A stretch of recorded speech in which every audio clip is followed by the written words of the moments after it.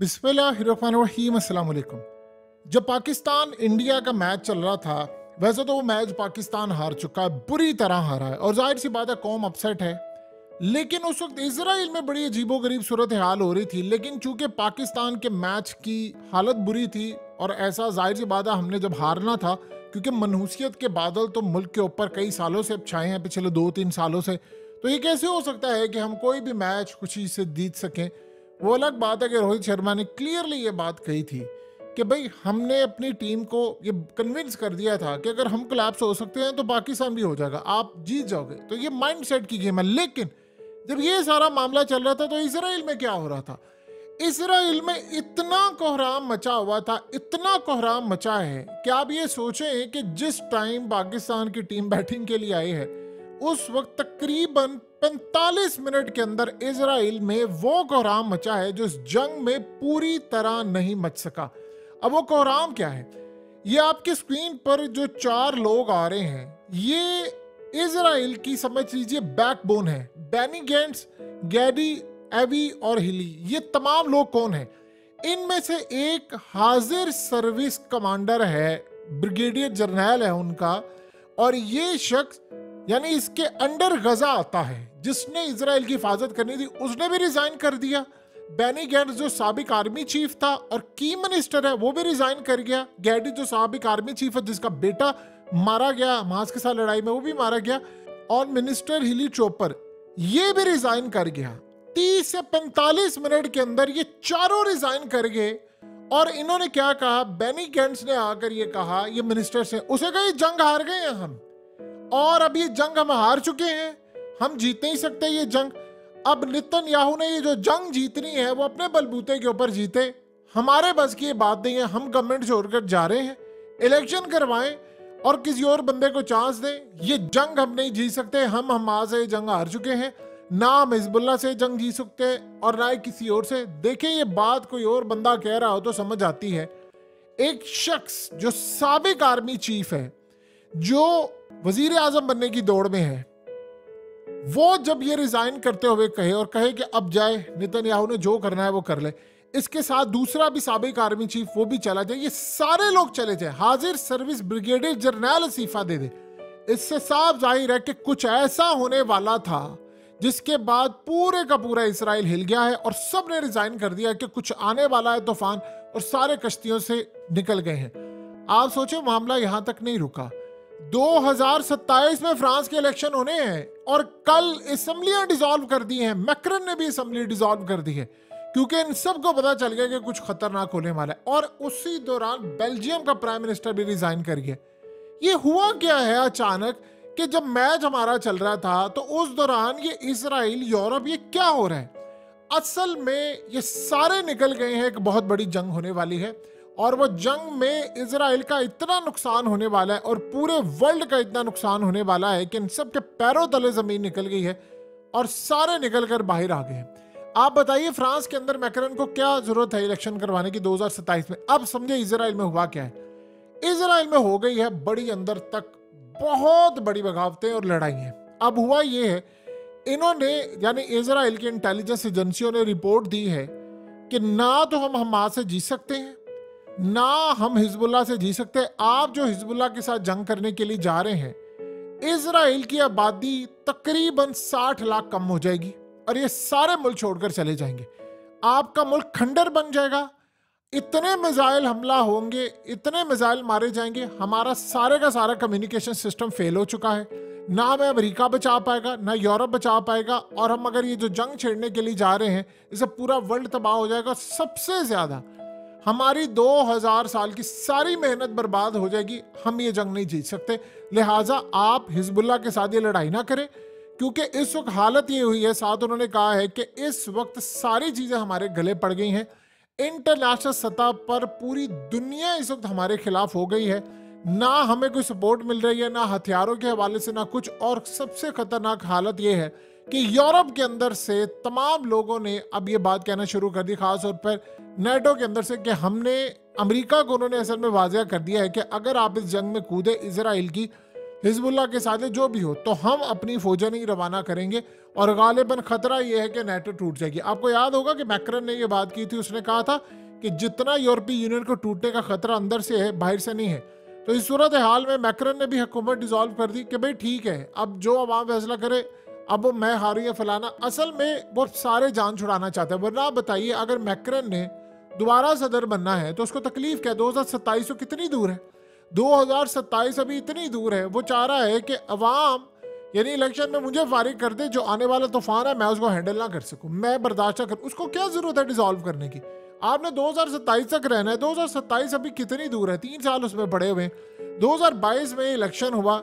अब इस सारे सिनेरियो में ये सारे अपनी यानी उनके पैरों तले जमीन निकल गई है कि हम लोग इस जंग में ना कूदे। असल में एक फैसला हो गया इंटरनली, और वो फैसला ये हुआ है कि दुनिया को तीसरी जंग अजीम में धकेल दिया जाए, यूरोप भी धकेल दिया जाए, इजराइल भी धकेल दिया जाए।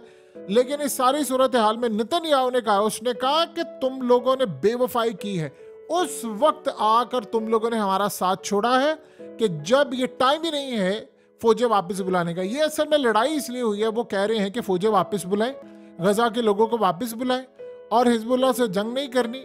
अगर ये जंग की तो फिर इस सारी सूरत हाल में इजराइल का बचना नामुमकिन हो जाएगा, क्योंकि हिजबुल्लाह ने जिस तरह पिछले काफी दिनों से हमले किए हैं, और आज भी आप देखिए हौथियों ने, जब पाकिस्तान इंडिया का मैच चला था तब भी उन्होंने 3 शिप उड़ा दी है। जब ये सूरत हाल थी, इजराइल में तबाही होगी, और वहां पर इन्होंने असल में ग्रीन सिग्नल दे दिया है फौज को। फौज के अंदर से भी अब लड़ाई हो गई है और ब्रिगेडियर जर्नलों ने अब रिजाइन करना शुरू कर दिया है। असल में वो क्या मौकफ दे रहे हैं जी, हम हिफाजत नहीं कर सके। अब कहानी ये है कि 45 मिनट के अंदर अंदर ये सारे रिजाइन करके चले गए। उन्होंने कहा जी अब हम घर जाएं, नेतन्याहू भी फारिग हो। नेतन्याहू ने कहा जो मर्जी हो, मैंने नहीं ये काम करना, मैं आखिरी दम तक ही जाऊंगा। असल में ये सारे पहले गए हैं वार कैबिनेट से, इन्होंने रिजाइन किया है। अब आहिस्ता आहिस्ता ये सारी सूरत हाल ये पैदा हो रही है, ये हट रहे हैं पीछे। उन्होंने अवाम को कह दिया है कि तूफान आने वाला है, हमें आपने ब्लेम नहीं करना। ये सारे अपनी क्रेडिबिलिटी बचाकर निकल गए हैं। अब आप ये सोच लें कि इस वक्त सबसे बड़ा झटका ये लगा हुआ है कि कोई बंदा इनको सपोर्ट करने को तैयार नहीं है। यानी आप ये देखें कि इस वक्त सबसे बड़ा मसला ये है कि इजराइल के जो फाइटर जेट्स हैं उनके ऊपर एंटी एयरक्राफ्ट मिसाइल हमला हो रहा है, और इसके अलावा हर तरह से इनके जहाज़ों को निशाना बनाया जा रहा है। इनका डिफेंस सिस्टम, हिजबुल्लाह को असल में पता चल गया है कि इनकी वीकनेस क्या है। अब ये कह रहे हैं कि अगर वहां से जंग छिड़ जाती है तो रोजाना आएंगे 3000 के करीब मिसाइल। तो हमारे तो सिस्टम पूरी तरह बेनकाब हो चुके हैं, और वो सिस्टम बिल्कुल उसके लूप होल्स इनको पता चल गए हैं। तो ये तो जंग कर नहीं सकते, तो हम कैसे जंग करेंगे? तो लिहाजा उन्होंने कह दिया है कि हम ये जंग नहीं कर सकते और हम तुम्हारा इस सारी सूरत हाल में साथ नहीं दे सकते। असल में फौज के अंदर से अब ये लड़ाई उठ रही है। वो कह रहे हैं कि इन्होंने डिमांड की है 3.5 लाख के करीब फौज आए, और 3.5 लाख के करीब नई फौज आए जो हम जंग में धकेले। वो कह रहे हैं कि कोई आने को तैयार नहीं है। जितनी निचली सतह पर असल जो कहानी अब हुई है, फौज के जो कमांडर हैं उन्होंने अहकाम मानने से इनकार कर दिया। अभी उनका कोर्ट मार्शल नहीं कर सकते। कोर्ट मार्शल इसलिए नहीं कर सकते कि दौरान जंग अगर ये मामला हो जाए तो पूरी फौज तितर-बितर हो जाएगी। मसला ये हुआ है कि कोई जिम्मेदारी उठाने को तैयार नहीं। उन्होंने कह दिया है कि हम ये जंग नहीं जीत सकते। जो लड़ने वाली फौज है वो बददिल हो चुकी है। वो कह रही है कि हम ये लड़ाई नहीं कर सकते, हालात हमारे कंट्रोल से बाहर है, हम इस जंग में नहीं कूदना चाहते, लिहाजा आप हमें इस जंग से बाज रखें, पीछे रखें। और ये वजह है कि इन्होंने सबसे पहले ये कहानी बताई है कि इधर से रूस ने ईरान को, हिजबुल्लाह को और ये तमाम ताकतों को इतना स्ट्रॉन्ग कर दिया है, ऐसी टेक्नोलॉजी पहुंचा दी। और रूस ने जो ऐलान भी किया है कि हम मिसाइल और तमाम चीज़ें पहुंचा रहे हैं।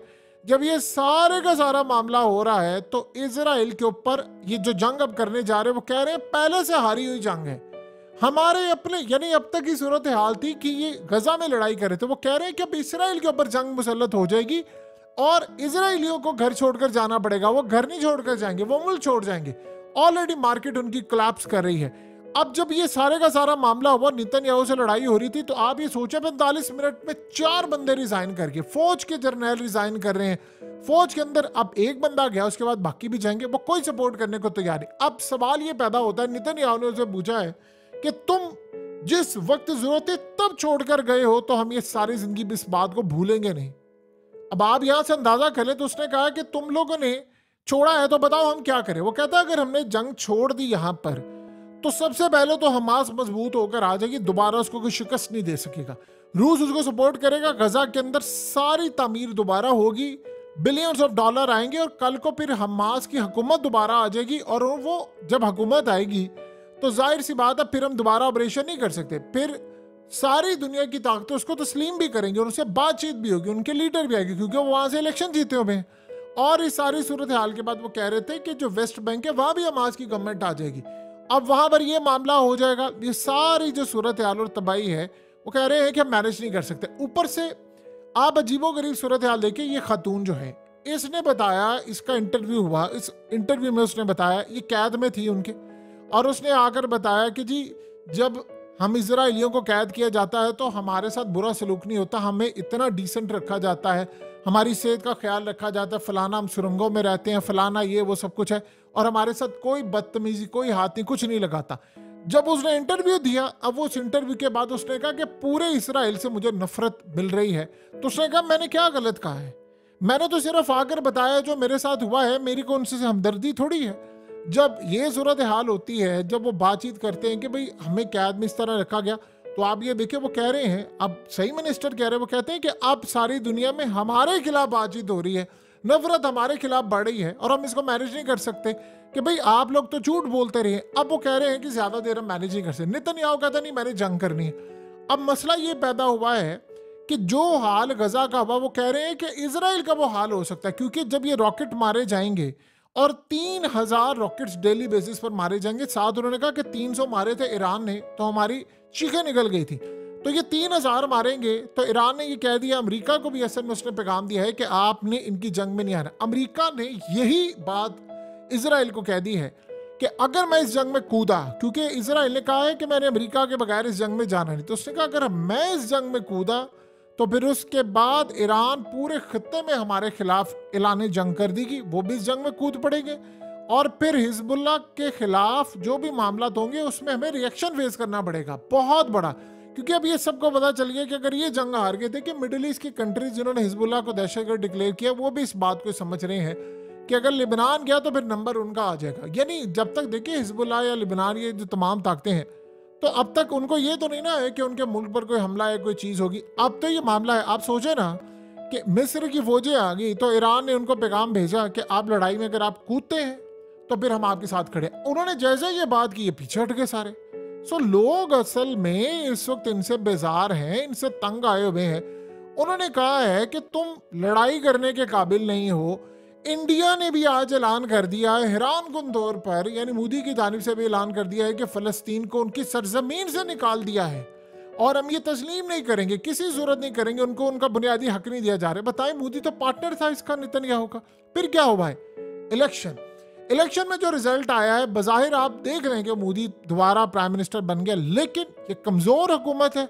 उत्तर प्रदेश से सफाया होगा, हर जगह से हो गया, और उनको पता है कि बड़ी अभी सर्वे आ रहे हैं, सर्वे में बता रहे हैं ना कि एक और भी लिस्ट सामने आई थी और उसमें ये बात कही गई है कि बहुत सारे रीजन में एक रीजन ये भी है कि ये इजराइल को हथियार और तमाम चीजें दे रहे हैं, जिसकी वजह से इंडिया के जो हिंदू हैं उनको ये लग रहा है कि पूरी दुनिया में जो तबाही हो रही है कि भारत उसका पार्ट क्यों बना हुआ है। तो जब आपके तहाती, और ये याद रखिएगा, जब आपकी कमजोर हुकूमत होती है तो फिर आप बोल्ड फैसले नहीं ले सकते। अब वो पाकिस्तान के खिलाफ जंग करने वाला जो सिलसिला इनका शुरू है, अब आप सोचें कि उसके लिए इनको क्या करना पड़ेगा। इतना आसान नहीं है अब ये कि आपने उठे और जंग की, और इसराइल के लिए भी अब आपको बहुत सारी जगहों पर जो आप कॉन्ट्रैक्ट दे रहे थे अडानीज को, अंबानीज को, हथियार बनाओ, फलाना करो, ये करो, वो करो, वो इतनी आसानी से नहीं मामला होने वाला। सो इजराइल की जो इस वक्त सूरत हाल पैदा हो गई है वो वाकई बड़ी खतरनाक हो गई है कि अब दो ही रास्ते हैं कि या तो आप इस जंग को परमानेंटली बंद कर दें या फिर आप ऐसी जंग छेड़ दें जिसमें आपकी पूरी शिकस्त है। और याद रखिएगा, जो मिसाइल और हमले होने जा रहे हैं वो ईरान की जानिब से, ईरान ने नए मिसाइल लॉन्च कर दिए हैं। उन्होंने कहा जी हम फलाना करें, अब ओपनली ऐलान हो रहा है, यानी ईरान ओपनली ऐलान कर रहा है कि हम ये करेंगे, हम इजराइल को छोड़ेंगे। उसने कहा इजराइल की गिनती के दिन रह गए हैं, और ये बात पहले समझ नहीं आती थी, लेकिन अब ये बात बड़ी क्लियर हो रही है कि जंग इजराइल के बस की बात नहीं है। सो अब जो सिनेरियो बन रहा है, फौज के अंदर से रेजिस्टेंस आ रही है।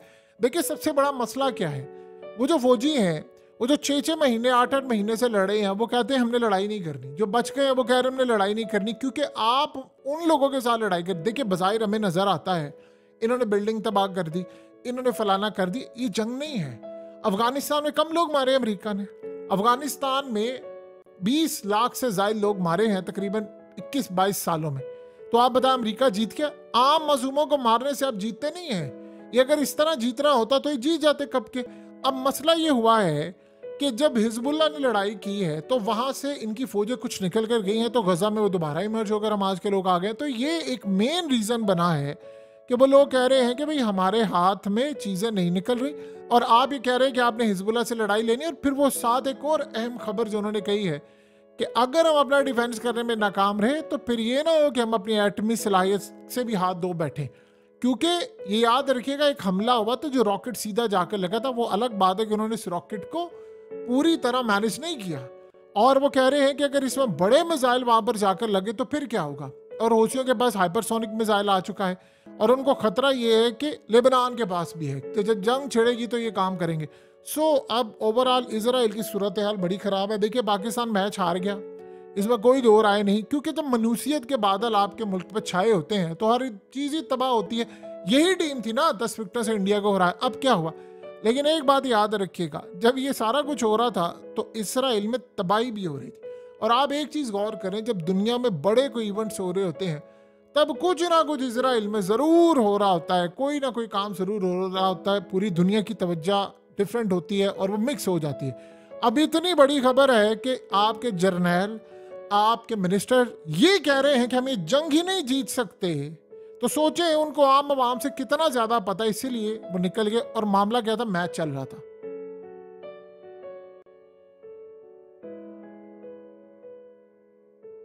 हकीकत टीवी को सब्सक्राइब करना मत भूलें, वीडियो को लाइक करें, शेयर करें और कमेंट सेक्शन में अपनी राय का इजहार जरूर करें।